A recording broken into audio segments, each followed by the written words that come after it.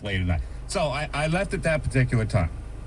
Walking through the parking lot, I was passing the Xfinity big screen that we all see there at Xfinity Live, and I caught a glimpse, which at the time showed the football slipping out of Victor Cruz's hands in the end zone.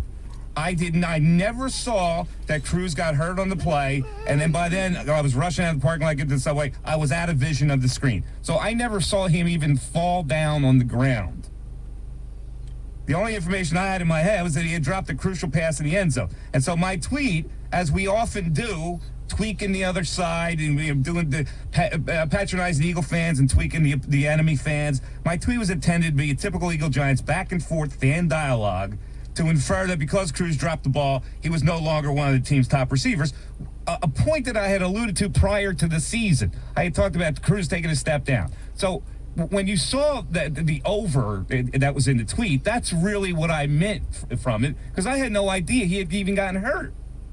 So as soon as I found out that he was injured, which wasn't until like a half hour, because I got on the subway, my phone died. I didn't get another phone until I actually got to my car to plug it in to give it juice, is when I found out he got hurt, and then I started getting all this hate stuff. That's really what happened in the play. And listen, as soon as I found out that he was injured, I immediately deleted the tweet and started issuing apologies. And you can see the saying last night. I said, listen, I had no idea it was hurt. My bad. I apologize. I was just trying to say this. But obviously, Giant fans especially, and some Eagle fans, really took it a different way. And listen, I get it. There are a lot of frustrated Giants fans who watched that game last night. They were angry about the result. And we all take our sports seriously. So that was sort of a fuel to the fire that their team had lost, and that I was the hunted prey at that point. So here's what I'll say to everybody. I wholeheartedly apologize for the timing of the tweet. Had I known he was injured, I would have withheld any comments.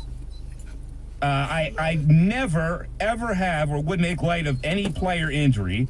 And I meant no disrespect to Mr. Cruz and the Giants or their fans. And I certainly can understand their anger with last night's game. But I apologize to them, and I also to the many Eagle fans that may have been offended by the tweet, because a lot of Eagle fans got in touch with me and said it makes the fan base look bad. And if there's anything I can do to make amends to the fans who were offended, I would certainly do that. But here, if you think that I would intentionally demean a player after an injury, the bottom line is that you really don't know me. And you probably haven't listened to this show a lot.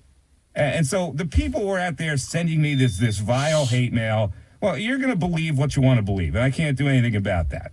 But I know in my heart what the truth is, so I'm just going to have to live with your judgment at that point.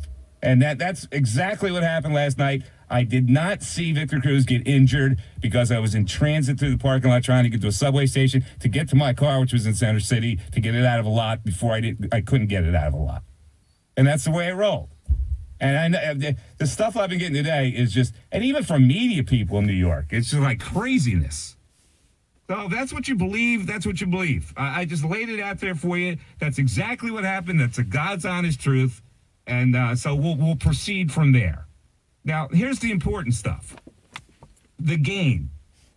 And I said it prior to